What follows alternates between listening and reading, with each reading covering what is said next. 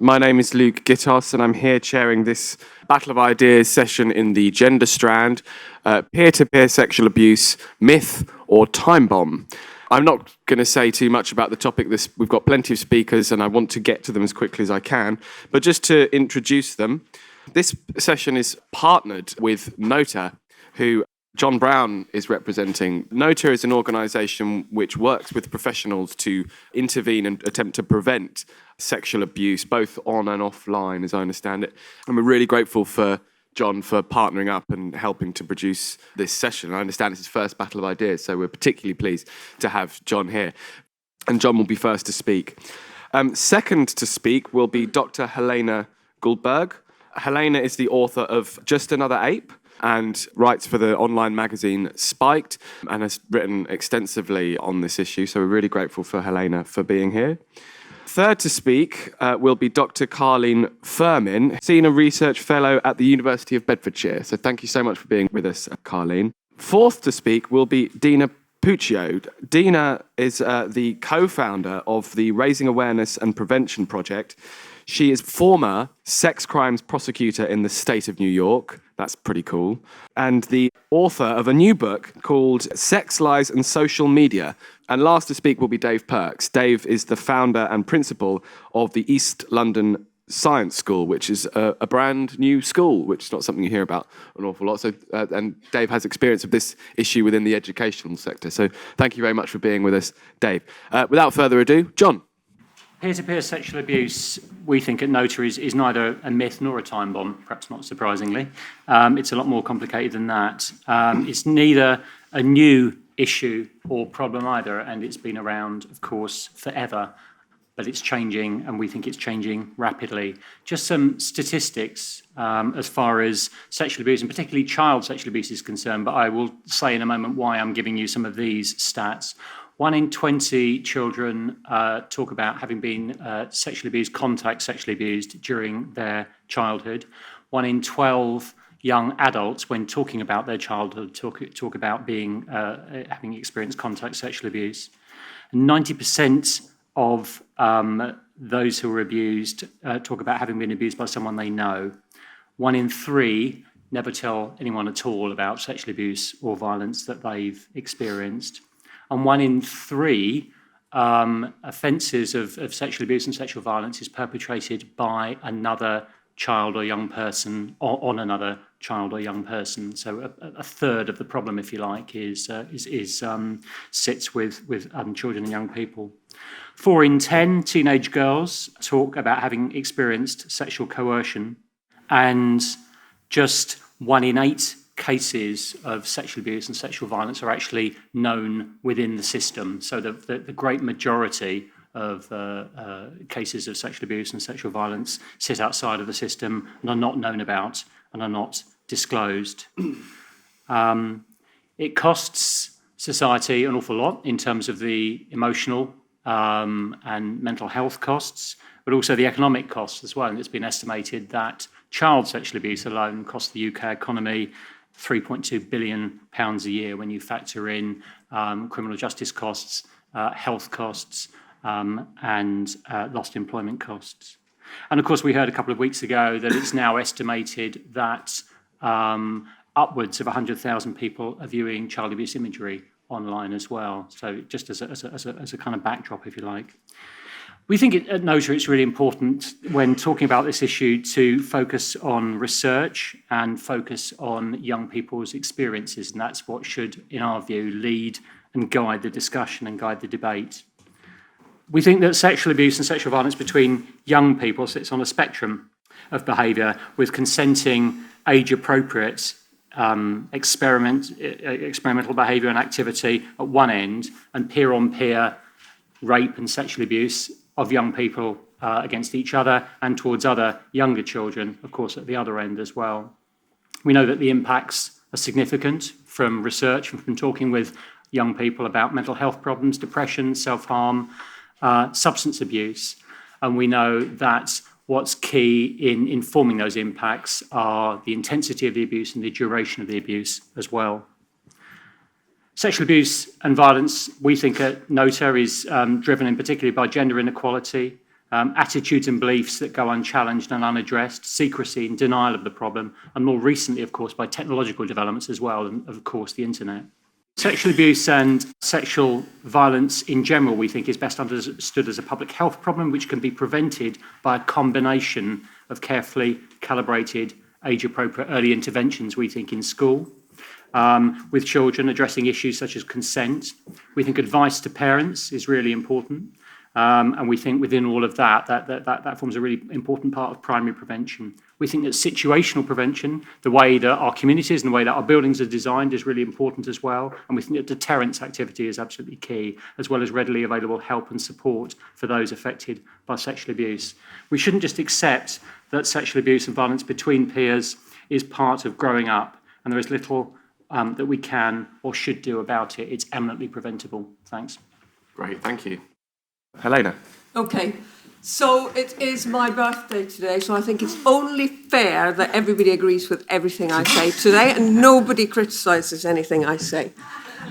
But seriously, I think this is a very emotive issue, so I do hope, like nearly all the debates at the Battle of Ideas, that we will all conduct this in a very civil way, because I know people will feel very strongly about it. Where I agree with Jon is that it is neither a myth or a time bomb. But our agreement might end there. But no, I don't think it is a myth. I do think there are cases where, very disturbing cases, where children have and do sexually abuse other children. But I do believe that that is incredibly rare, just like it's incredibly rare for children to murder and kill others. And on a time bomb, no, I do absolutely not think it is a time bomb. The evidence on the whole question of the extent of sexual abuse, whether it is new and how widespread it is, Jon's listed a lot of quite scary figures, but I think the evidence is actually very murky.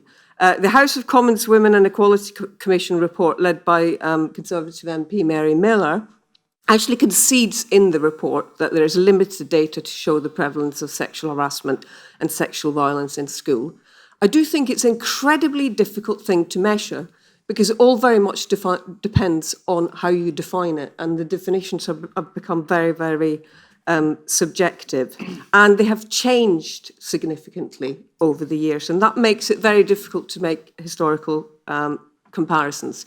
Now, so some might say, therefore, okay, if they concede, like the House of Commons Women and Equality Commission report did concede that the evidence is murky, they might say, well, that does not matter. Better be safe than sorry, raise awareness about an issue, because it is a really serious issue, and then at least we can deal with it. And I would say that's eminently sensible if there were no drawbacks in exaggerating the problem, if there were no unintended negative consequences. So my key point is that I would argue that anybody who's involved in awareness raising around peer-to-peer sexual abuse and presenting children as sexual predators have got a moral duty to seriously consider the possible negative consequences of exaggerating the problem. Because I think the consequences of exaggerating the problem are serious. One, I'm the mother of an 11-year-old boy, and I find the current climate really quite scary. He's in no way a bad boy, not at all. He can do really silly things. And so I do find it quite frightening. I think there's a real danger in criminalising boys, branding them sexual deviants.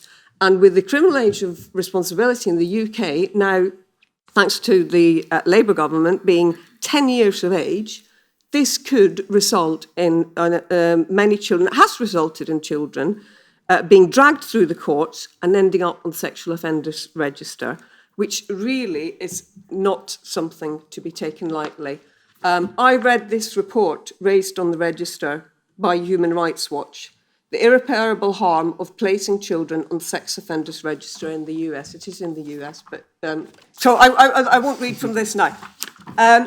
So I do think we have to seriously think about whether the danger of criminalising boys. The other side of it is I think you could make it worse because generally it's the boys who are presented as predators and the girls as the victim. You can make things worse for the girls by the way it is presented as something that is, often it is rather clumsy, adolescent behaviours that are presented as abuse or unpleasant sexual experiences and unwanted advances that are presented as something that are going to cast a lifelong shadow over women. And I think if you're giving that, if that's the cultural script, if that's the dominant view today, that these experiences are going to be so damaging for you and have a long-term negative effect, it's far more likely that they will, things that my generation in the past would have just seen as unpleasant sexual experiences. Nearly everybody had them, and we forgot about them, we got over them because that was the general cultural script. Today is one that you're going to be scarred for life, and I don't think it's it's the right message that we should be giving to children. Thank you, Helena. Carlene. Thank you very much. It's going to be, I think, maybe a bit of a recurrence here, but I also don't think it's either a myth or a time bomb. I do think that peer sexual abuse, however, is a reality and one that has long been left unaddressed in this country and in others, and that's why discussing it and trying to identify solutions to the issue are really critical. Most of my work in this area has been based on three things. One is reviews of cases of peer-to-peer sexual assaults and rapes and murders, but I won't be talking about those today. Interviews with children affected by peer-to-peer sexual abuse, those who have abused them and those who have been abused, and often they are the same children, both young women and young men who have been convicted of sexual assaults. And the practitioners who are asked to work with them, practitioners in schools, social workers, police officers, community workers and youth workers, and it's their collection of voice that I really draw upon for this debate. In terms of the case review work, the most important thing that I want to share with you from that is the reality of those situations for young people. They're definitely not the experience of all young people, they're not even the experience of most young people. But I have conducted case reviews in over 20 local authorities in England in the past 3 years, and that I would have done more, but capacity has prevented me from doing so. I also receive requests from local authorities on a weekly basis asking for support to identify the best solution for safeguarding children, not necessarily criminalising them at all, but safeguarding them when peer-on-peer sexual abuse has been involved. And I do think it's important to be clear in terms of definitions what I'm talking about. Some of the cases I've reviewed have included 8 months period in which 11-year-old was routinely raped by a group of 8 14 to 15-year-old boys, some of whom she met in her local park, some of whom she met in her school, a 16-year-old girl who was raped over a 3-hour period by a group of other 16-year-old boys on a stairwell because she'd said something about one of them on social media, a young woman who was pestered for 6 months by a young man in school who wanted to engage in sexual activity with her. She disclosed that to her peers and they told her that that's what boys were like and to just ignore it and he would get bored. She was then raped and after that didn't tell anyone for 23 months until her science teacher persevered with her because noticed a change in her behaviour and a disclosure was made and she was safeguarded, and a young woman who instigated the rape of another young woman that she had been bullying and drew a young man into that sexual assault on the premise that all boys will do that, which was not what that young man wanted to do. These are just a handful of cases that I've reviewed and demonstrate what young people themselves have been telling me over the past 10 years, even in uninvited forum when I've been thinking about something else. I started to do this work when I was looking at weapon possession and young men and young women raised sexual violence as part of their discussion of their experiences of violence and abuse, and that led me into addressing this work, which is why I think it's really important to be clear about when we're talking about putting our ideas on young people, when we're talking about hearing what young people have said to us, and I take that as a personal responsibility in my work to communicate what they have said, not to dull it down, and actually provide their voice some space so we can develop responses. I do agree that there is a significant risk of focusing on the criminalisation agenda in response to this. My work is focused on safeguarding and social response to peer-to-peer sexual abuse. We often think we can police our way out of social issues. We very rarely can. Most often these young people have not been provided the appropriate support in the build-up to a sexual assault, and then we're left with a crisis incident in which there appears to be only one response. When I've looked at cases and spoken to young people, the behaviours they display occur often in our public spaces, stairwells, shopping centres, alleyways, disused garages, which we all use, bus stations, bus terminuses, and therefore it's a social issue which requires a social and community-based response in which young people are provided with environments in which they can develop healthy and safe relationships that are open to all of them and not just the majority, and where we all have a responsibility to make sure that's a reality for them. Thank you. Thanks very much. Deana. I'm going to echo what has been said, that I don't believe it's a myth or a ticking time bomb either. Something's in the middle. We've all been experiencing, when in the news and in the press, the recent reports, be it Girl Guiding or the Parliamentary Commission on Sexual Harassment and Sexual Violence at Schools, the NSPCC, various statistics of what has been reported back by young people at schools. And again, just to throw out a few of them, 59% of young women between 13 and 21 have reported that they've experienced some sort of sexual harassment at school.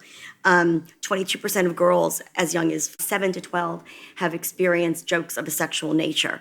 Between 2012 and 2014, there were 5,500 sex offenses reported at schools in the UK. And according to Simon Bailey, who is the police chief head on safeguarding here in the UK, says, I quote, he thinks that's tip of the iceberg. My organization, the RAP Project, works with teenagers. We're approaching about 19,000 right now. Our demographics at schools are diverse. And we have been told quite many stories of, groping in the hallways. 90% hands go up when we ask students, have you heard rape jokes or been experienced sexual harassing statements and being called sluts or slags, and everyone's hand seems to go up. I was contacted by a head of PSHE at a school who was very concerned, seeking our advice, because a group of 13-year-old girls were being, and the quote was, coerced into having anal sex and to threesomes, and how the school and the kids and the parents were addressing these issues.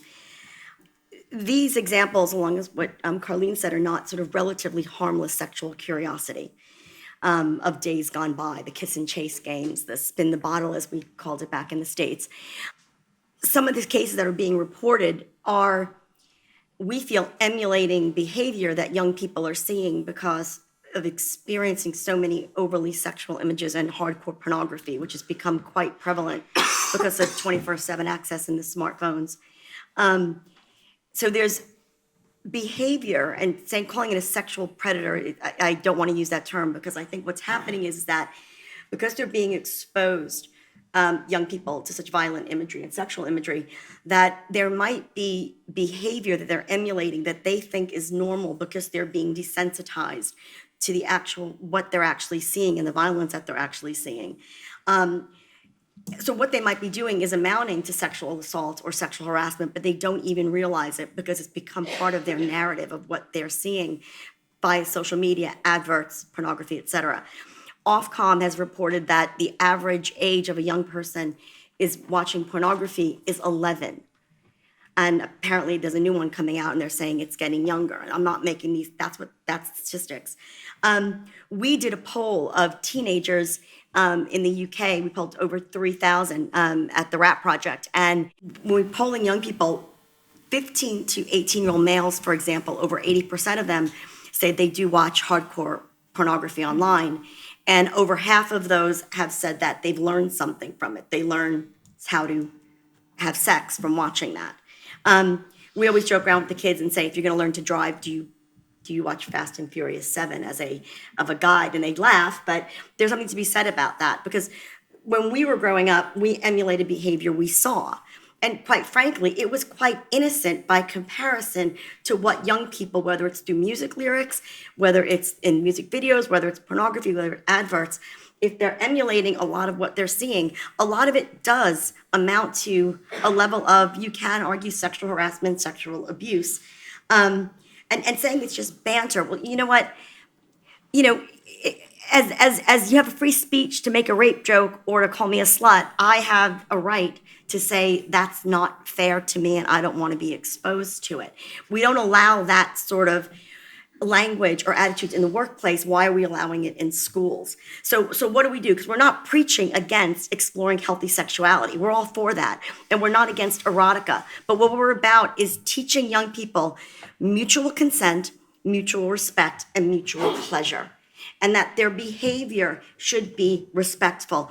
A 6-year-old boy, if he does not want to have his pants pulled down at the pool and be humiliated in front of his classmates, shouldn't have to put up with that behavior. Equally, a young woman should not have to have her bra snapped because it's fun and it's a joke. So what we want to do is re-educate young people about how to set their boundaries, how to say no if they don't want to be touched or they don't want to be spoken to in a certain way. But equally, again, I'll hit this home, mutual respect, mutual consent, and mutual pleasure for both parties. And I think that's how we have to educate young people today to stop this behavior. Thanks, Deana. And Dave. Okay, so I run a school, and so the reason I'm speaking here is because I've had to deal with issues as youngsters grow up. So I deal with children from 11, the oldest is about 15 now. So I'm going to sort of step back a bit from any sort of direct trying to deal with this particular issue, put it in a teeny bit of context in terms of how schools work.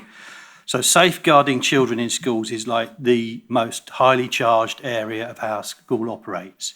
It's very complicated, and interventions are spurred on by cases which are then pushed through the courts, then used to redefine approaches to regulation, which are then pushed into schools, and then we're told how we have to operate. So we're told we have to operate cross-agency approaches to incidents. The new directive on keeping children safe, it goes beyond the safeguarding officer who's responsible for the school, so that each individual member of staff has a responsibility to report an incident directly if they deem it's worth doing. That is organised chaos if we're not careful. It is a very difficult issue. Nobody knows how to respond, and therefore nobody knows who to trust, nobody knows how to deal with it. It's very, very difficult. So I just worked that through a tiny bit more. So the problem in trying to prevent exceptional cases means that the entire fabric of the relationship between pupil, parent, school and wider agencies becomes subject to regulation and contestation. And the thing is, there's no limit to how far this can go, because once you find a problem, if you think that you must do safeguarding, then that problem becomes the thing that you must deal with, and therefore you have to then further restrict the room for professional decision making and regulate. And that makes the whole thing escalate, and therefore when you meet a case which you're dealing with, which is a real child in front of you who tells you something, your ability to deal with it then becomes predicated by the fact that if you don't deal with it the right way, the consequences will go legal. That's a shorthand for saying you're going to be in trouble. So that means then, if you look at peer-on-peer sexual abuse, I mean, so this is now being pushed as the newest version of safeguarding that needs to be dealt with, that hasn't been dealt with before. And I understand what everyone said, but that's, in terms of the agenda for schools, that's what we're facing. And if you look at it in terms of what the sort of regulation is saying, is that effectively if a child calls another child a slut or whatever else it is, then what has the school done about it? And if they haven't done about it, then they are liable legally in their duty of safeguarding to do something about it. The consequences of that, to me, are just horrific, because how on earth are we supposed to do what people want us to do and police those relationships in such that you effectively protect or safeguard children? Just think it through. It's not very easy. So this assumes that effectively schools don't deal with these kind of things in the first place. I'm not sure that's true either. It assumes that schools should be held to account for their responsibility legally to protect children. I've just explained that's very, very problematic. But it also treats every incident between children as if they're on a par with an incident between adults. And that is really complicated. So you're talking about, in my school, 11-year-old children. And I had one incident where within 2 weeks of children arriving at school, we had a very, very complicated incident to deal with. And we had to make a choice, how on earth do we deal with this?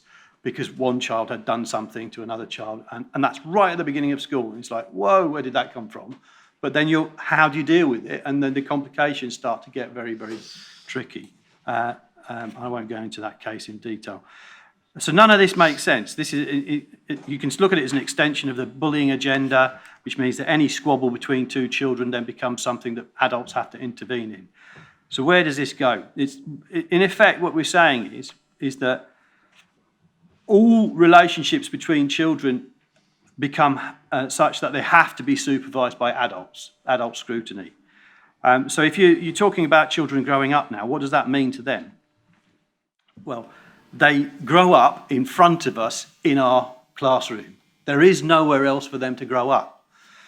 What about home? The parents lock them in their rooms. They do not let them out. They have no time of their own because mum is basically scared of what might happen. And they tell us, I protect my child. I keep them under supervision.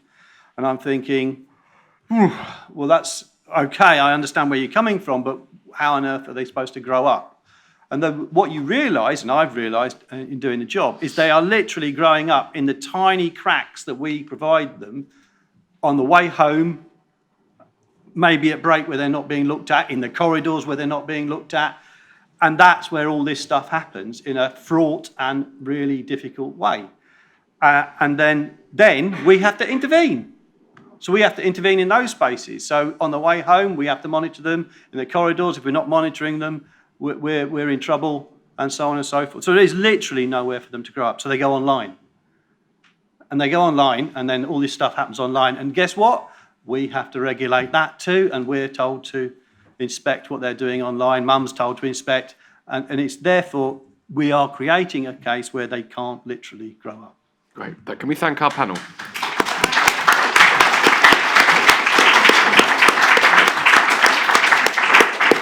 Now, I'm going to come out to the audience very soon, but I'm just going to invite the speakers to respond to a couple of points. Jon, I mean, there's been a lot thrown up since you spoke. Is there anything you want to come back on?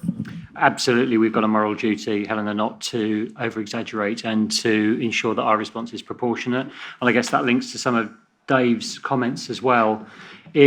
I understand it, but it concerns me if schools are responding and referring things in a kind of knee-jerk reaction through as a child protection response, if it's as a result of name-calling or something like that.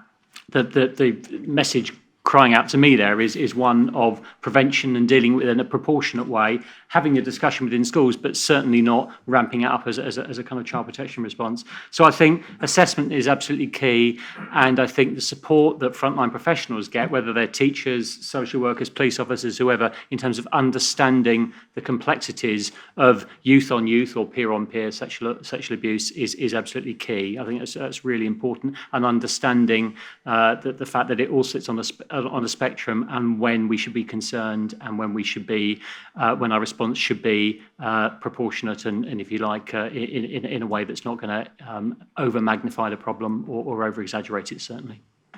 Okay, thanks. Carlene, anything you want to come back on?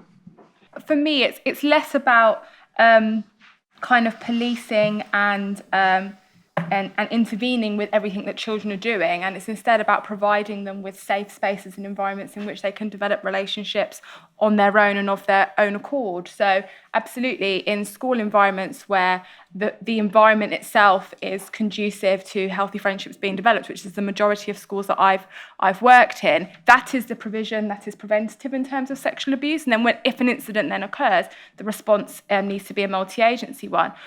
Compared to schools where I've reviewed cases where in a number of incidents where there have been incidents on school premises, they've occurred within a wider context in which incidents of sexual harassment, for example, physical groping, touching, normalisation of incidents, bullying behaviours have not been addressed, and that has created an environment where some young people have struggled to form healthy friendships. So it's not about all those things being policed, it's about the environment we're creating for children to grow up in. And in an age where we've got lots of youth service provision, lots of youth club spaces, it's very limited spaces where young people are being able to just spend time with one another, hang out and develop these friendships. We see this kind of issues on the bus, on the corridor, and increasingly in different fast food places where young people are congregating because they haven't got anywhere else to go, and we're not giving them activities where they can just spend their time together developing friendships. So I do think it's really important when we think about this issue, particularly in terms of prevention, that it's not about the policing of children's relationships. It's about providing them spaces in which they develop those relationships freely and safely, and they're not the same thing at all. Helena? Well, I think that might be your intention, but I just can't see that that is possible if a climate is created where the figures are really talked up. I mean, the figures that you gave us really are shocking. I mean, if you were to think that 1 in 12, 1 in 20 are sexually abused, those are shocking figures. And that is what's put forward all the time, that sexual abuse is rife. And from that, you draw the conclusion that boys are beasts, that girls should be wary of relationships with boys. And how do we get there? Well, if you lose that tight definition of what rape is, the House of Commons Women and Equality Commission, here's some of they said it's important to define your terms. Yes, it is. Sexual harassment can be defined as unwanted conduct of a sexual nature. And I mean, that is so broad. Who has not experienced unwanted conduct of a sexual nature? And it's a completely subjective definition, but also sexual violence. Now, what do you think sexual violence is? To me, sexual violence is physical violence, forcing yourself upon somebody. Sexual violence is any physical, visual, verbal, or sexual act that is experienced by the woman or girl at the time or later as a threat, invasion, or assault that has the effect of hurting her or degrading her and takes her away her ability to control intimate contact. And that last bit really frightens me, because intimate contact will inevitably cause hurt feelings and misunderstandings and a range of emotions. And if we are saying that sexual violence is anything that makes you feel that you're not in control of your intimate contact with other people, then by definition, you are defining intimacy and love as abuse to me. Because I just don't think you can get really close to a person. And I'm talking as somebody who put a massive shell around myself throughout my teens and didn't let anybody get close to me because I was terrified of intimacy. But I just think you've got to lose those fears and open up to people, and there will be, you will experience lots of difficult emotions as a result, but it's worth it in the end. And we really shouldn't give the message to youngsters that intimacy and loss of control of your own emotions is something to fear. Just something to think about. I wanted to ask Deana about the figure, the admittedly very startling figure, about 5,500 complaints by schools to police of sexual abuse within a year. No, 2011 to 2014. So 3 years. So this 3 year period, that to me, when I read that number, I thought it could mean one of two things. Either our children are becoming far more sexually violent, or teachers are feeling a much greater pressure to report incidents that occur in their classrooms to the police. Now, I would find that trend extremely worrying. Just to mention very briefly a case that I worked on myself in my own work. We had two boys living in poverty, and they were sexually basically experimenting with one another. They didn't really know what they were doing. And at the end, what eventually happened was, because one of the boys was under 13, which means he couldn't legally consent, the other boy was just over 13. The 13-year-old boy ended up being prosecuted for sexual assault and rape. And this case made me realise that inevitably our language when talking about crime and children, it almost inevitably fails to do justice to the complexity of what is taking place in these cases in a way where in the adult world, perhaps that same ambiguity can be done away with. But pick up on anything you like, Deana. But I mean, we can't lose our common sense in all this. There's a big difference between someone calling someone a slut and someone being, sexually, physically abused. I think the most important thing is prevention and education, and to talk about these issues as much as we can with young people. It's not about not being intimate, okay? It's normal to explore your sexuality. It's normal to have sexual experiences. It's normal to have your emotions run away with you. That is growing up. My worry is unwanted sexual conduct, unwanted sexual behavior. So it's about talking about what your boundaries are, what you feel comfortable doing and not doing. It's about consenting, mutual consenting to that behavior. But it's not pretending that it's not happening or that we're just yelling fire in a crowded theater. Sexual abuse, peer sexual abuse is occurring. We've heard it from, like you said, very general, comments being made to very severe cases. At the end of the day, we all just need to talk to our young people about these things and understanding what consent is and understanding what your boundaries are. What consent is to someone or what boundaries is to someone might be very different to someone else. Someone may not care if their friends call themselves sluts or slags. They say they're reclaiming the language. Well, that's their choice. But if someone doesn't want to be called that, you don't call the police, you don't necessarily file a report, but maybe the person should be talked to about it. You know what, that may not really be a nice thing to say to someone. Or, you know what, when I'm going through the hallway, slapping my bum and saying, yo, hot stuff, maybe that person doesn't really want to be treated that way. So we're not talking about call the police, put the kid in a sex registry. I mean, that's so extreme. Let's just go back to basics and have the conversation so we're not in this position later on. Thanks. Dave? It's a bit confusing, this, because then what you're saying is let's talk about it in terms of prevention. But to me, that's a bit problematic, because that means then, what are you saying then? What age then do we start talking about sexual abuse and consent with youngsters? And people say, well, younger and younger, basically. And to me, that is kind of perverting their understanding of what their relationships are about before they've even had the relationships. And I find that in and of itself problematic and difficult to deal with. And then you say, well, it's not about intervening and monitoring everything they do, but that is doing that. That is actually casting their relationships in a way which are, potentially wrong and to go wrong before they've even happened. That then writes the script. You've written the script for them to act out. And then the children grow up looking at their own relationships as a failed relationship and as abuse. And lo and behold, you get a reaction to that which says, I'm in a mess. But hang on a second. So I think that we see a problem, and it doesn't have to be this particular problem. It's rife across the whole way in which schools are understood.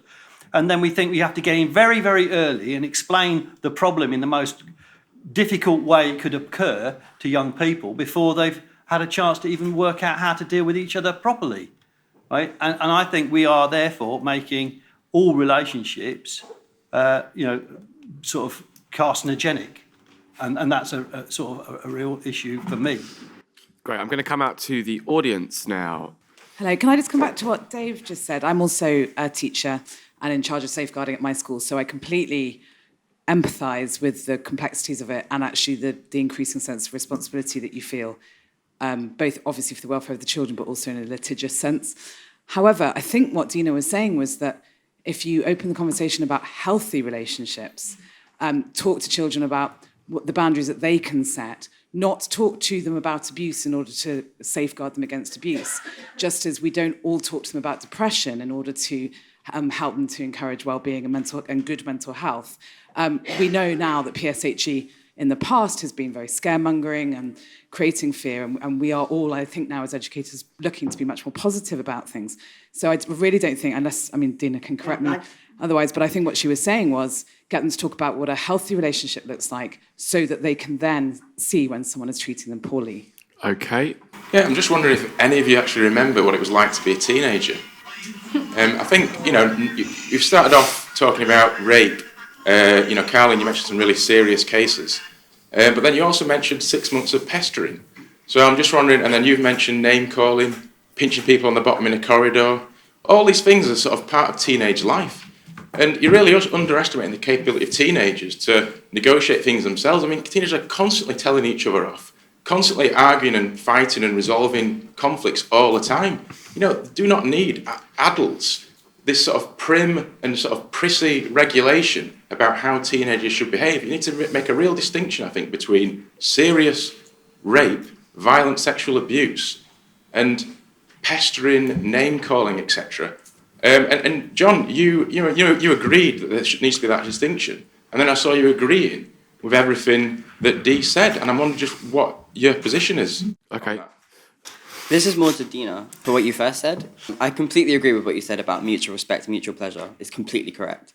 But when you said about changing the way that kids are socialized so that we can get this idea through, I don't think that would work because parents will always tell their children that sexual abuse is a bad thing, and they should. But children are always going to be impressionable, and the mass media, being a key agency of socialization, will always put these horrible ideologies inside children's minds, not on purpose, but it happens. So because the mass media is so powerful, how do we stop something that is effectively unstoppable? One thing that's really interesting is whether or not children have become more sexualised. It seems to be a common idea amongst people. I'm really interested to know what people think. I just want to respond to the man at the front who just made that point about, being like pinched on the bum, being called a slut. There is a distinction between that and being actually sexually assaulted or raped, but it's all part of this really detrimental rape culture. As a teenage woman, it would have saved me a lot of hassle if consent had been taught in my school, which it isn't taught at my school, or wasn't taught at my school, and I know it hasn't been taught in a lot of schools, and that's part I'm trying to make that happen actually at the moment. But I go out to clubs, get pinched on the bum without my consent. It's not nice. It's not a pleasant experience, and I don't think it's part of being a teenager. I think it's part of a huge, really problematic culture that is in our society. Thank you. So leading on from what you just said to the guy at the front as well, to say this in the politest way possible, I don't think, unless you've been actually sexually harassed, you know what it's like, because I have been followed home and been groped by a boy a little bit older than me. And it's incredibly scary to think that no one in, like a member of staff at his school is going to pick up on that, because from what I told my teachers about it, because I was incredibly scared to walk home after seeing him a couple of other times walking the same way as me. And nothing's been done about it, and I've had literally some of my own friends, who are not my friends anymore, after I told them, out of my respect and trust for them, that he did it because he thought I was pretty. And that's, again, what you said about rape culture. That has been taught to a lot of young women, from what I've noticed, that it's okay for boys to do things because they do it out of attraction to you. Like, an incident happened ago, this might be quite an extreme example, but a little girl was beaten up by a boy in her class, and someone said it was because he liked her and he fancied her. So that's the idea that girls will naturally appreciate things boys do, even if it's without their consent. Okay. I just wonder, the people who think they know what a healthy relationship is it unhealthy to get your heart broken? Is it unhealthy to break somebody else's heart? Is it unhealthy to run away with your sexual desires one evening? Is it, well, you say you're so confident about teaching what a healthy relation. Who decides what a healthy, no, don't make a face. Who decides this? Where's this come from, this new knowledge that we have about what a healthy relationship is? If we read literature or poetry or look at art, there's, human relationships are incredibly rich and confusing and hurtful and painful. And, having your bottom pinched, what is the harm? I'm not saying that it's right for somebody to do it, but what is the harm? I feel uncomfortable. Yes, but I feel uncomfortable in all kinds of ways. But it doesn't, at the end of the day, it doesn't matter that you got your bottom pinched. It doesn't matter. It doesn't matter. In life, that does not matter. I've had my bottom pinched. I don't embrace the guy and go, oh, thanks, that's so flattering. I think, fuck you, but it doesn't matter.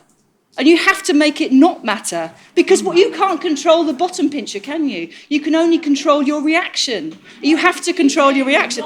It won't stop them pinching her bottom, will it? Okay, good, right. Silly, Oh, really right. silly. Good. We have the room back under control after a brief period of turbulence. Hi, I was just going to respond to Deana. Yeah, you were saying about the kind of when girls put up their hands and or girls in schools admitting to these things happening to them. And I completely agree, because we've had similar talks where people have admitted that. But then at the same time, these girls who are really strong feminists and stand up for this kind of thing then go on to shave their whole bodies and tell... I've heard like people say, oh, I did this because my boyfriend has needs, and like they've done it against their will. So clearly this raising awareness isn't enough, because they have a self-awareness when it's forced upon them in this context, but then when they get to a party or to a room with a boy or whatever, it kind of, there's a discrepancy there, and it's not actually following through into real life. So I don't know, how would you respond to like flicking the switch to making that into we're reality? going to come back to the I panel just don't after- think this is working. We're going to come back to the panel after the next question, and then we'll come back out to take some more. My name is Alison Havey, and I am the co-founder of the RAP Project with Deana. I thank all of you for saying some great, interesting things and making some valid points. But Helen, I have to address your concern about young men. You're a mother of an 11-year-old. My son is now 19. But I don't think that boys are mutually being targeted and blamed for this sexual harassment. There are plenty of young women who are sexually aggressive, and we speak to teenage girls and to teenage boys on an equal footing. There's an element of laddism or latitude at universities and in schools from year 9, probably. But a lot of the young men in the classes don't support that small element of lads. So we do address, and I think educators do address, that girls can also be aggressive, and that young men are victims of hardcore pornography, and other students as well. So I wonder why you are very, I mean, obviously you're a mother of an 11-year-old, and you have to be, but why you feel that young men are being singled out and blamed. So Dave, do you want to start? Thanks. So I think the idea of teaching consent is going to make things any better, I think, is just wrong. Right? It's just not going to work. So we've done it. I don't particularly like the conversation, and actually you're trying to say something, it's positive. Well, actually it comes out all negative anyway. You can't teach consent in a positive way. It's about preventing something. What is that thing? Abuse. And therefore you're defining the negative by doing it. In reality, then what happens is they go out of the room and carry on with whatever their life is about. It actually doesn't make it any easier to deal with relationships between each other. And I think it constrains it, and then it immediately says, when it goes wrong, where do you go? You have to turn to an adult to sort out the mess. And therefore what we're doing all the time is directing young people as they're growing up to adults to negotiate their own relationships. And I think that, in effect, means that there is no space for them to grow up themselves. Thanks. Carlene? I'll pick up on that final comment by referring to the question that was put to me in terms of the pestering example I gave. That young woman was ultimately raped 6 months after by the person who had been pestering her for 6 months. So the reason why I mentioned it in the example was because it was part of the same case.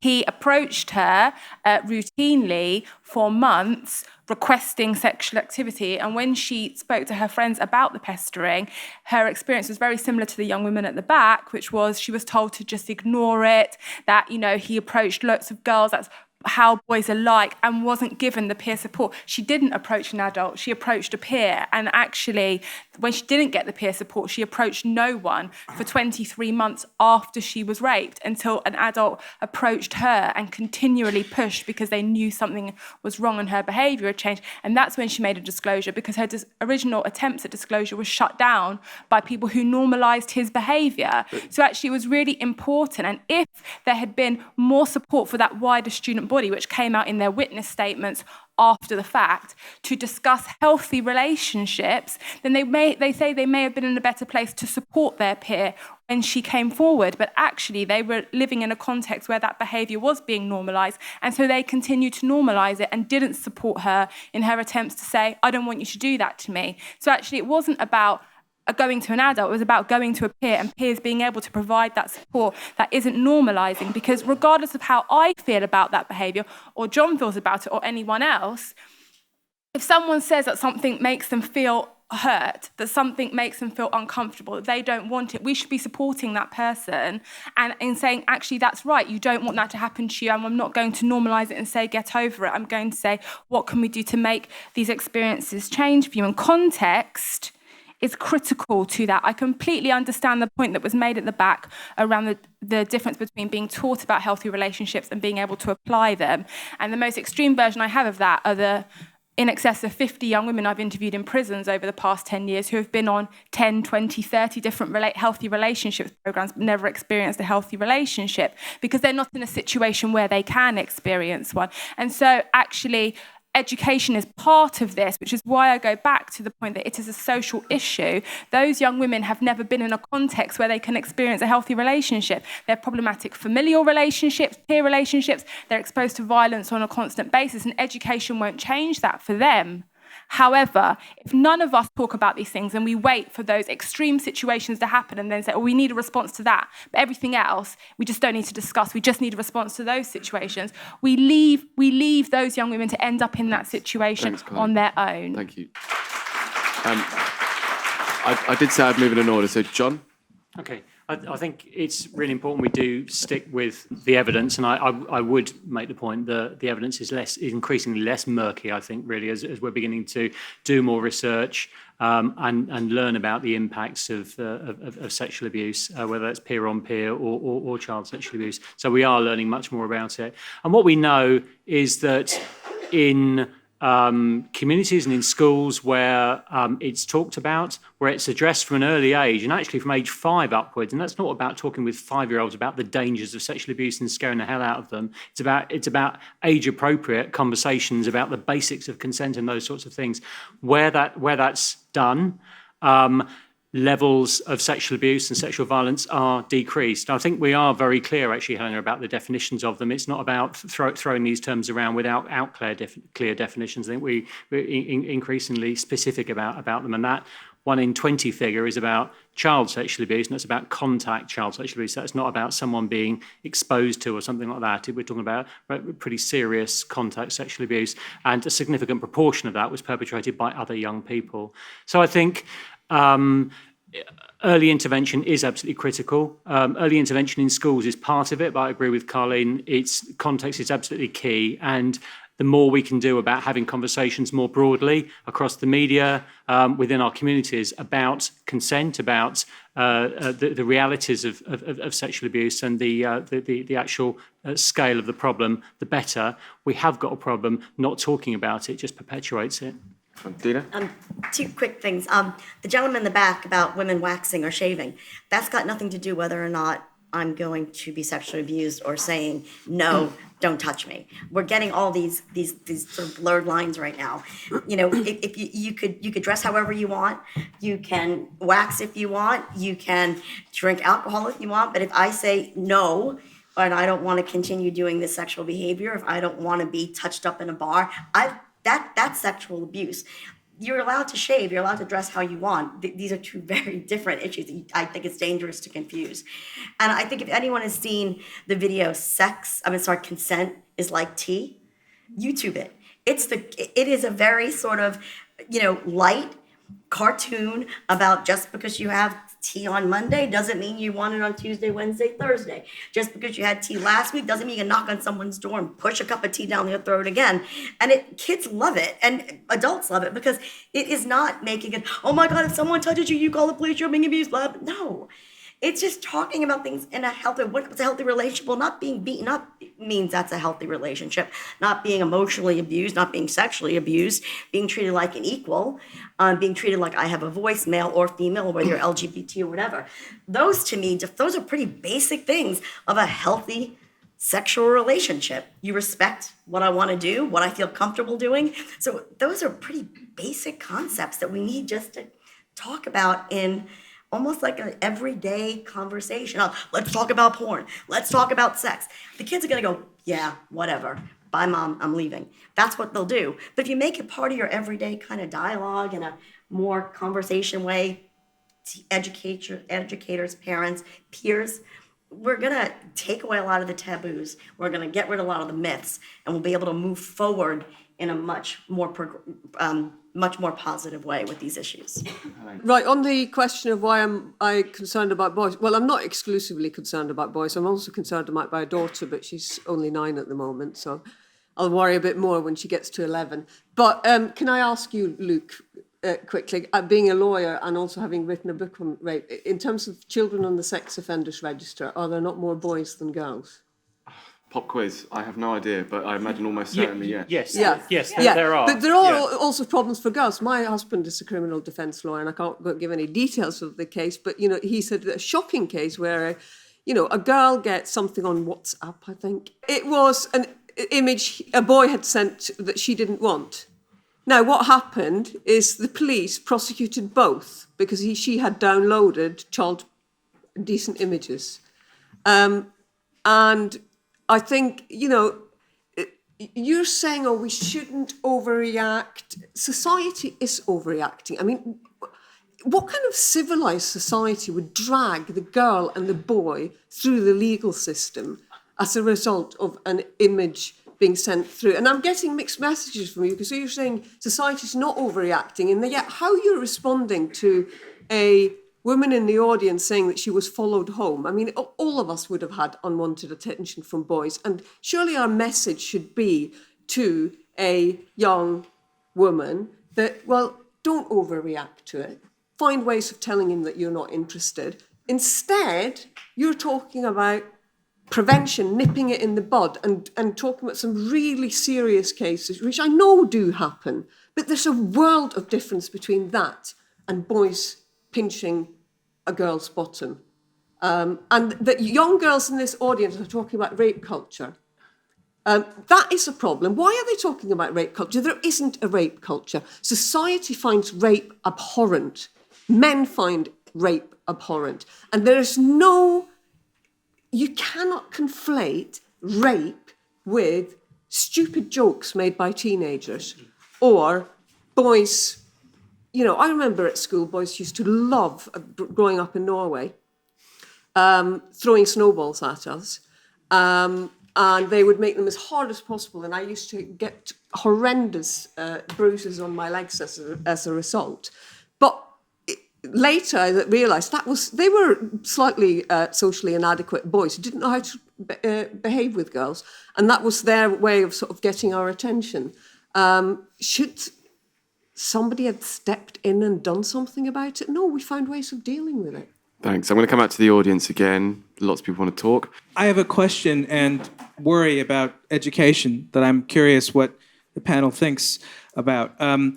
It seems to me that there's a strange assumption in this entire dialectic, which is somehow you can socialize through education kids into not committing sexual violence, which seems to me like saying that you can socialize kids into not being pickpockets or not being muggers. Like if there's a high incidence of violence on campus at any, primary school, you can just have a class that will somehow make the numbers go down. The reason that seems problematic to me is it seems like if you are going to commit sexual assault or sexual violence, you know that you're flouting a social norm. You're almost probably taking pleasure out of the fact that you're flouting a social norm. And if that's the sort of person who commits sexual violence or sexual assault, that's the last person that would ever be reached by education. The person that would be reached by education is the kid who would never in a million years commit violence or sexual assault or sexual violence or anything like that. And it just seems to me that whether we're talking about primary school or whether we're talking about consent classes and undergraduate university programs, the idea that you can educate people out of not committing antisocial behavior just seems crazy, but maybe it isn't. Maybe there's some evidence that actually you can. What do you think? Yeah, thank you very much. There is just a bit of evidence that sexual offenders do tend to be serial and repeat offenders, and they tend to be very opportunistic, so it supports exactly what you're saying. They're targeted and they do it over and over again. I think there is a huge difference between sexual assault and violence and being made uncomfortable. I have been uncomfortable a lot. I'm just out of high school. And while I did not grow up in the UK, I believe a lot of high school issues are very similar between the US and the UK. The idea of a rape culture to me seems very odd because I know the idea to everyone I know is terrible. It's a terrible thing, but I don't think that we are in a rape culture if we have these discussions where we can all agree that rape is a terrible thing. And when I was younger, I remember kindergarten, for example, we always have the saying, sticks and stones will break my bones, but names will never hurt me. And as we've gotten older, it seems as though words really are made almost as bad as physical violence. And while it can certainly be a red flag and can certainly lead to the next thing, I think that when we're focusing on words and making those just as bad as the physical violence, sexual violence, rape, assault, that we're really starting to get away from preventing those issues. Quick points, just getting back to the wanting out very much more than discussion so far about what actually will be what is the adverse impact. Now, going on to, I know this is not paid, but looking at adult on child sex abuse, there have been, to my knowledge, 3 meta-studies. That's studies which cut across methodological issues to compare studies. And they all show actually fairly minimal effect, but most of the effect that there was is through adult censoriousness. So the actual impact of child sex abuse per se could be very small, if not negligible. Right, that's one thing. The Inuit, the traditional Inuit community, all children in traditional Inuit, they have their genitals manipulated by adults. There is no evidence whatsoever that the Inuit community have got any worse mental health. In fact, probably, like most traditional societies, have much better mental health than ours. Personal experience, doctors and nurses... Very quickly. Very quickly. Doctors and nurses was ubiquitous among the kids. That was no problem. I was falsely accused. One guy actually did manipulate some girls' genitals, and I was blamed for it wrongly. I was about 7. I got no means of contesting that, got no articulation. That affected me adversely for the next 15 years in my dealings with girls. I wouldn't pair it with girls for dance tuition in junior school. I had crushes, and I didn't know how to work it. It really, really badly affected me. Okay. I hope it's got better now. I just sort of wanted to respond to telling people not to overreact, because I think that that's disrespectful. If someone's telling you that they've been made to feel a certain way, then who are you to say that they are overreacting? That could have really influenced that person's life. I've been a student at university a few years ago, and I have experienced rape culture. It might not have been the same when you were younger, but I've certainly experienced it. I've worked at the student union. I've spoken to many people. Yes, it is anecdotal, but there was a big study done by the NUS on rape culture. I would encourage you to have a look at that if you don't believe that rape culture is a thing. And I would also encourage you not to downplay when people say that they've been assaulted, because it might not be the same as abuse, but there's a scale, and people have experienced things all over that scale. And for example, I was assaulted when I was younger, and people downplayed it, people shrugged it off. And actually, it was only about 10 years later when it really started to affect me, and I started to actually accept that it had happened, because everyone downplayed it, everyone shrugged it off and joked about it. That's not the way we should be dealing with it, and we shouldn't tell people not to overreact. Okay, thanks.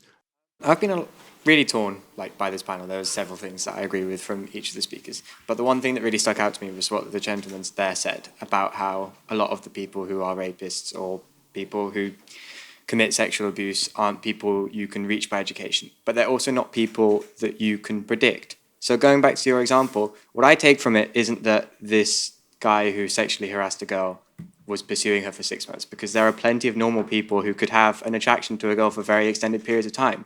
What I take from it is that none of the friends saw it coming, but they were all absolutely disgusted and testified against the kid once it had happened. No, none of them did, actually. You said they testified in court? No, they were approached to give statements, but none of them were willing to give formal evidence for the prosecution, no. Which isn't necessarily because they agreed with the rape. I can talk to you out. It's a very complicated situation. Cool. But as I was trying to explain, it's not something that many people can see coming. And you're talking about how we need to educate people about it. And all I see is that you're telling them to be afraid of people who have attraction towards someone but don't have it back. You're saying to be wary of the fact that you could get raped or you could have sexual abuse done to you at any moment. And that's just a culture of fear. And I don't understand how you can possibly educate someone to predict something that would happen from people who seem like normal members of society all of the time. There's nothing that sticks out about them. They don't have some mark on their body. They don't have some very obvious deformity. So I want you to explain to me, I know that this might not be what you're saying, but please clarify to me how you're not telling girls or boys to be afraid of the opposite gender constantly. Good point, very good point. I just wanted to say I do often also agree with the scale, and it's very vague, and to one thing sexual assault can be dulled down to another, but I think what shocks me a lot is that if someone isn't affected by having their bum groped, or if someone isn't outraged by the fact someone whistled at them when they walk down the street, they are then told that they should be really affected. If I'm with a group of friends and someone catcalls me and I'm like, it's fine, leave it, they're like, but how could you not stand up for that? How could you not get outraged? And I think it's important that we don't berate people for feeling very victimized, and at the same time we don't berate people for feeling like it's okay. Or not okay, maybe okay is not the right word, but accepting that it didn't affect me and I can move forward with my life having had my bum touched. Thank you. I'm going to come back to the panel for 1 minute comebacks. Helena, do you want to Okay, start? well, who am I to say? Well, I really do believe that adults have a moral responsibility to try and help the younger generations to put things in perspective. I see that's an important part of our role. And I do think it's very important to appreciate that an event does not... In psychology, they always try and say, does X affect Y? You can't answer that question. It's fundamentally problematic because it all depends on how you interpret the event. If society is telling you that these events are severely damaging and undermining you and problematic, then you are more likely to interpret them in that way. I'm saying we as adults have a moral responsibility to argue against that script, because actually you have control over how you interpret your events. I suggest you go and read a book by Viktor Frankl called Man's Search for Meaning. He survived 3 years in Auschwitz, and his argument is whoever wants to degrade you, because that's what rapists want to do, not boys who just are a bit incompetent in how they show their interest in you, but rapists want to degrade you. How do you let them completely and utterly degrade you? The Nazi tried to take everything from him. They'd taken everything, his name, his clothes, everything, his future, his family. He'd lost everything. But then he realised, I haven't lost everything. I've got my internal life. I have my way of interpreting this. I'm not going to let them control me. He lived to 90. He had a full life. Now, if he can go through and survive Auschwitz, there is no event that inevitably will affect you in one way or another. We have control of it, and we've got to believe in our capacity to control how we respond and how we interpret events. And I think as adults, we have a moral duty to try and help young people put things in perspective, not scare you about other human beings. And that's what I find so frightening and depressing. Great, thanks. I was going to say something else, but just commenting on the Auschwitz thing, it doesn't make Auschwitz right. No, I never said it was right. No, come on. I never said it was right. Let me finish. What I'm saying is that just because someone deals with something, whether they're reclaiming language or they don't mind having their bum groped, it doesn't make the behavior in the beginning right. We've got to stop with that behavior. Why, if someone doesn't want to be, you said earlier about teaching criminal behavior, right? You tell kids not to steal. You tell kids not to plagiarize. You tell kids not to cheat off someone's paper, right? We're all on board with that. So what's wrong with telling someone not to do something sexually that someone doesn't want to have done to them? It's the same thing. We do teach morals. We teach what the law is. On an everyday basis, we tell our kids how to behave. If we wouldn't, people would be peeing in the streets, they'd be stealing stuff off the shelves, we'd be having a problem with that. But oh my God, if you tell someone not to grab someone's breast, we can't talk about that. I'm sorry, it's a crime. And we got to talk to our kids about it the same way as we talk about other crimes. Thanks. John? I'll try to stick to a minute. It's really important. Most young people, children and young people are going to go through their lives and thankfully not experience sexual abuse and sexual assault. And it's really important to remember that. But too many will, and a significant minority will. And that's what we've not recognised sufficiently to date. And that's what we are now beginning to recognise. I think this point about antecedent behaviour is important for me, really. So young people, the very small proportion, it's mainly boys, who are going to start committing very serious sexual assaults and rape. That behaviour has not come out of nowhere, and there are antecedents to that behaviour as well, and it will generally escalate from less serious, sexually alarming or sexually concerning behaviour. Understanding that the build-up of that behaviour, understanding the development of those risk factors, I think is incredibly important. That identifying those young people who are going to present a real risk, I think, is incredibly important. The great majority of young people, again, mainly boys and young men, but not exclusively, who do demonstrate, kind of concerning behaviour, are not going to develop into adult sex offenders and adult rapists. But identifying those who present a real risk is incredibly important. Just to pick up on the question that was posed to me and build on what Jon said, when I talk about these cases, I talk to professionals about them. I wouldn't be walking into rooms with young people talking about these cases and then saying, be aware of everybody that approaches you because they might go on to rape you.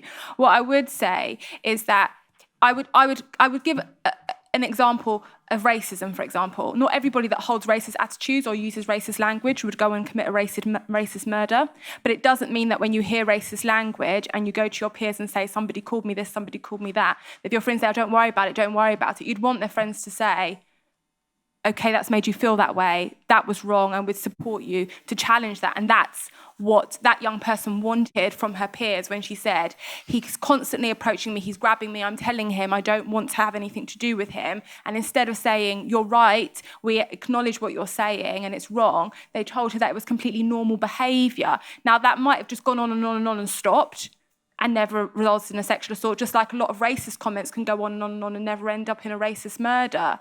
But in this case, it did end up in a serious sexual assault. And what was more important about their response was not that they would have prevented the sexual assault, but because they normalised what she'd said, she did not tell anyone that she had been raped for nearly 2 years after she was raped, because she had been told beforehand that it was, just forget about. And that, for me, was the more significant point.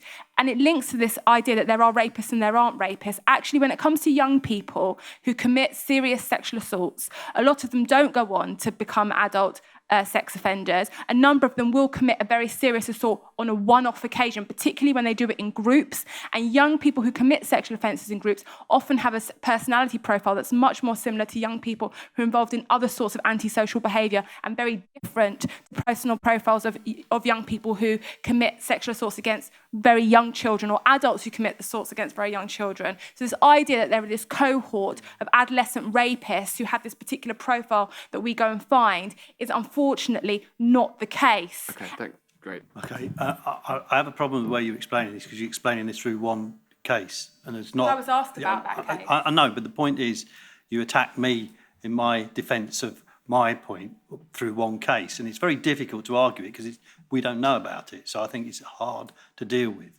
I mean, I've got cases I've dealt with, but I'd rather not go into the details of them. The point is a general point. So the point I'm trying to make is your claim, and I did mention this right at the beginning of what I said, is that we're not dealing with this kind of stuff in schools.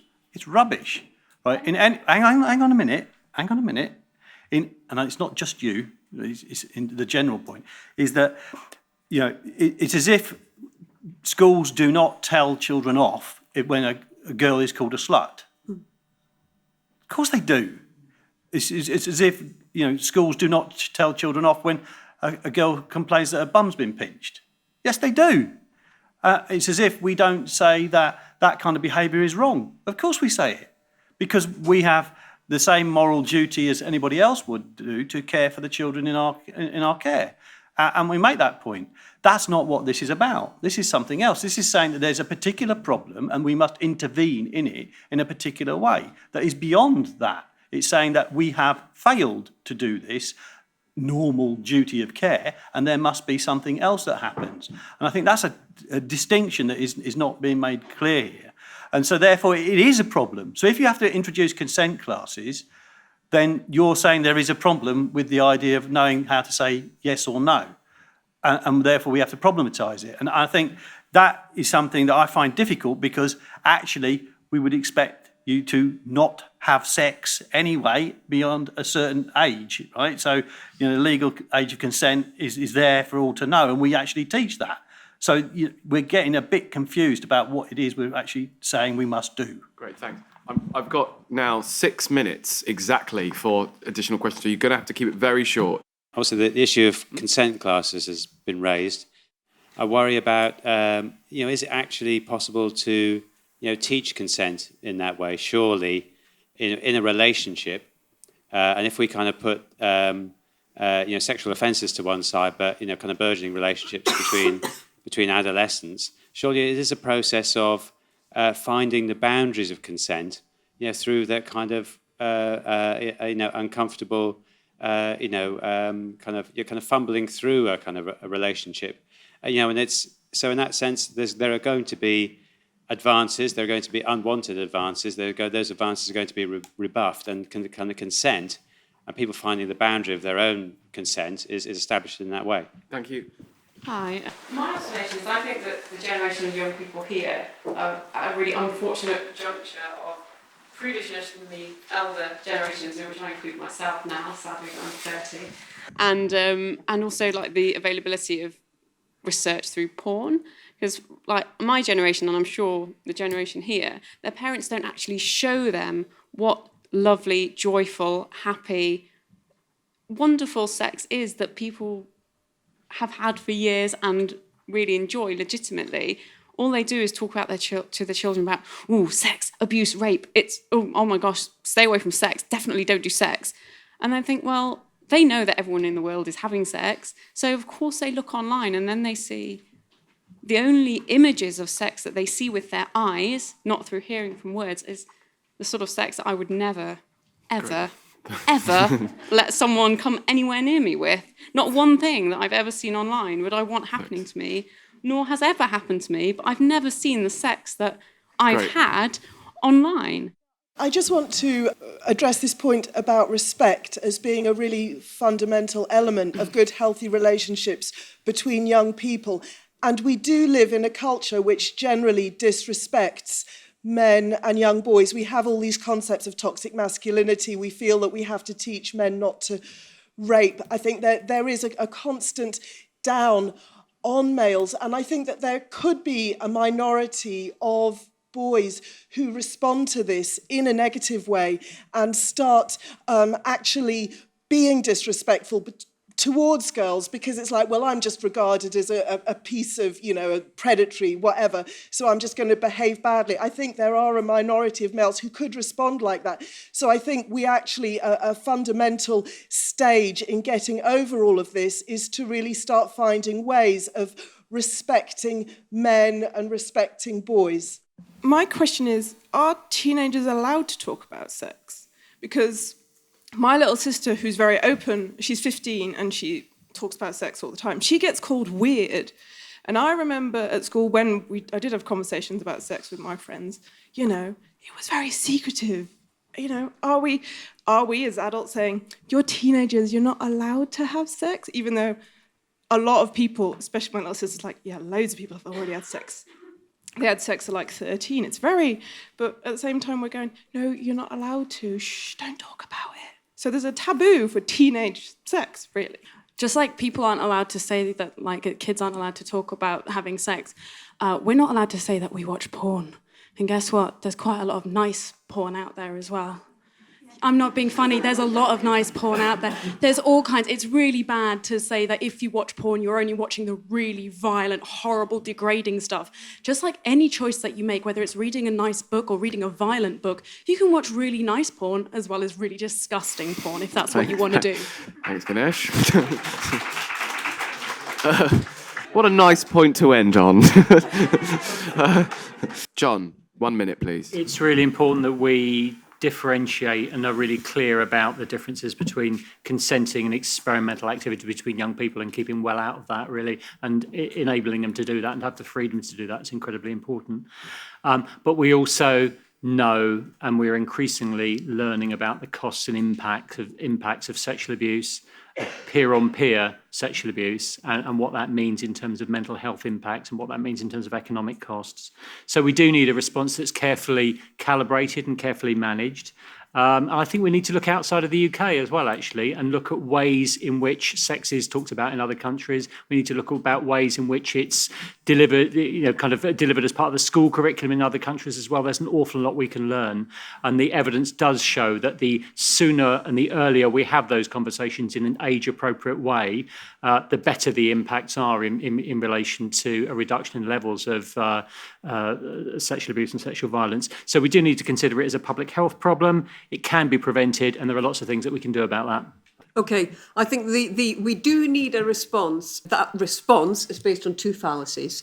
One is that you talk about understanding the risk factors, and there's sort of implying that you can stop a crime before it happens.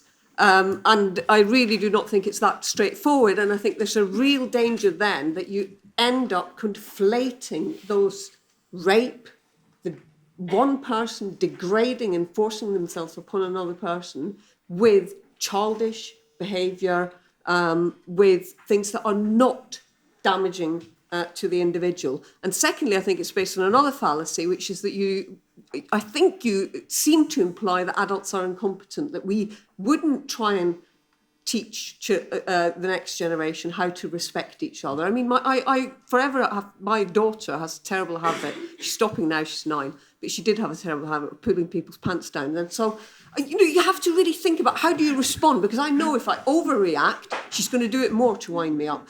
But I still know I want to get across to her that people, there are certain parts of your body that are private. We do it. Teachers do it. I have trust in teachers. This report, if you read the women in I'm not going to say if you read the report, they basically are saying, teachers say it's banter, we think it's this. They're not saying that to say, here's two sides of the argument. They're saying it to basically say, look, teachers are useless. Well, why don't we trust teachers who work with children? I think they are capable of dealing with that without being told by campaigners or policy wonks. Thanks, Helena.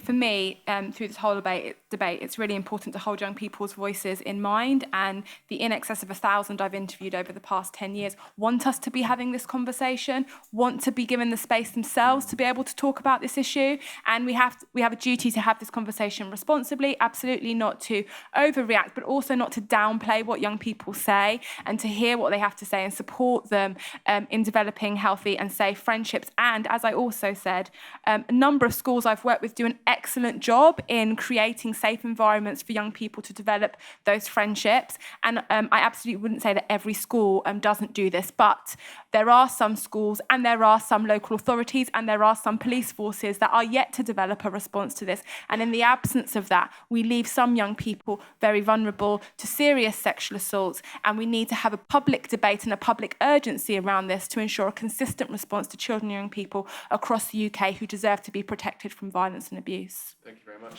Deana. Porn could be great. Erotica could be very healthy. Sex is very healthy. It's all good, right? We all have sex. All we're trying to promote is mutual consent, mutual respect, and mutual pleasure. If we just teach this at a very basic level and we just have the conversation early, we could be preventing a lot of these problems, because not all young people do understand their boundaries, how to set them, and consent. A teacher at a school said to us at the RAP project, and it made so much sense, when you teach a math equation, you don't just teach it once. Tick the box, they got it. When you teach science, you don't just teach it once. Okay, they got biology now, I did an hour.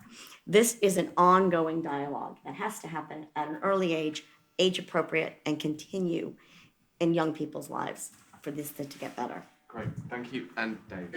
I think there are two distinct things. There's one where we have really bad cases that go wrong, and how do you deal with it? And I actually think that's not easy and is getting more complicated, and the attempt to regulate this makes it harder, not easier to solve. And the damage it does to the young people involved gets worse. Then we have dealing with young people as they grow up. This has an impact on how we deal with them as they grow up. I want them to grow up as happy, healthy individuals who find out how to live their own lives. And we need to create a space for them to do that. Yes, it's called a school in terms of the way I work it, but we're doing that already. And we're being told to do it in different ways, and that going to make it harder as far as I can see. Great, thank you. Can we thank our panel?